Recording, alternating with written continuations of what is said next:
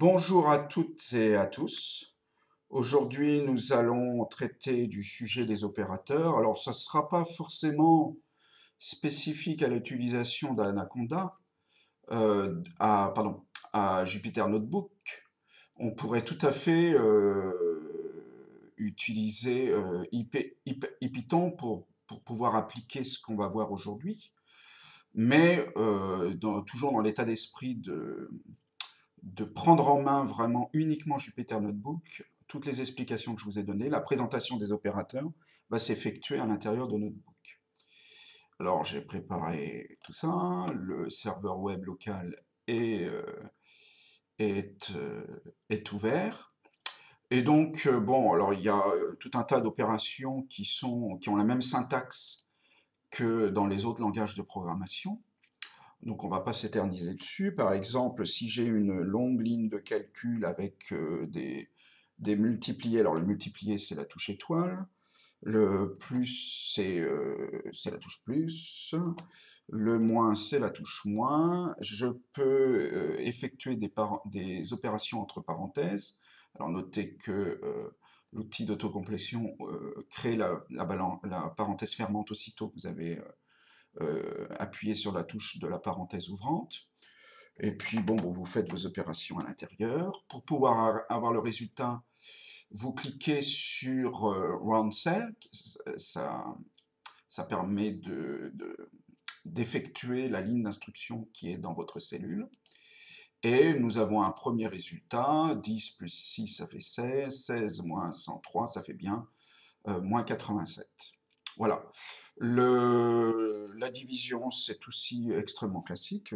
Si je veux effectuer 7 divisé par 2, voici le résultat, 3,5. Si je veux effectuer 7 divisé par 3, voyons voir quelle précision il va nous donner. Bon, voilà, on parlera du typage des données ultérieurement. Je précise tout de suite que si on veut effectuer deux calculs sur la même ligne, c'est possible. Euh, alors, on n'utilise pas, vous avez remarqué que je n'utilise pas de point-virgule à la fin d'une ligne d'instruction. C'est obsolète, cette syntaxe-là. Donc, on ne sépare pas dans une même ligne d'instruction des calculs par des points-virgules, mais on peut effectuer ces calculs, les deux calculs sur la même ligne. Sauf que là, voilà, Python, lui, comprend qu'on veut créer un couple. Bon, on reviendra aussi, là ça peut être très utile lorsqu'on travaille avec des coordonnées de points et qu'on a des opérations effectuées sur les abscisses et les ordonnées.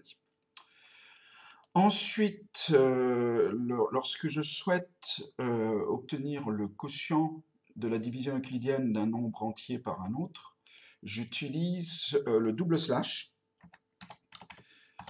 Alors là, vous voyez, le quotient sera 6, a priori, et je vérifie, ça marche.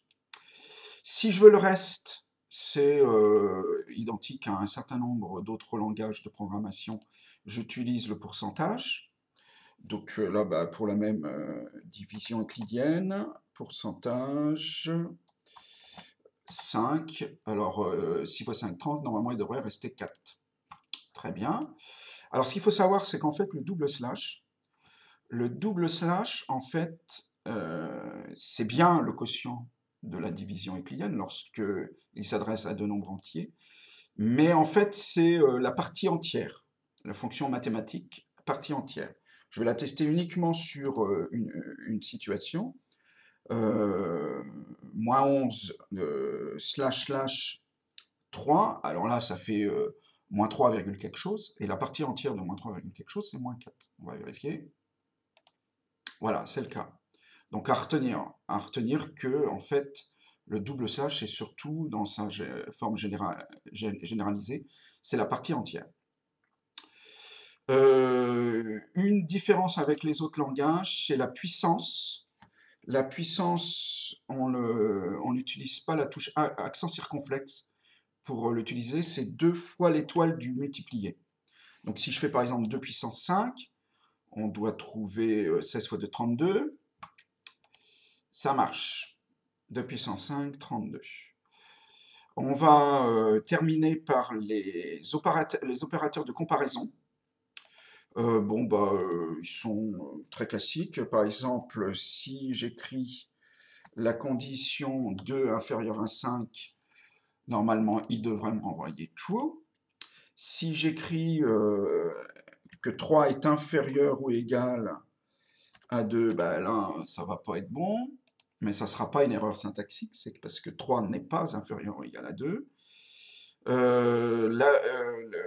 L'opérateur de différence, bah, c'est comme pour bon nombre de langages modernes, c'est 3, alors c'est point d'exclamation égal.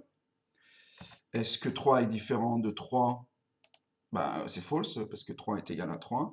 Et l'opérateur d'égalité est également assez classique, c'est 2 égales. Est-ce que ça marche? Est-ce que 3 est égal à 3? Ça marche. Donc voilà, on va s'arrêter là pour aujourd'hui. Voici les opérateurs les plus importants, notamment en mathématiques. Un petit jigle et je vous dis au revoir. À très très bientôt.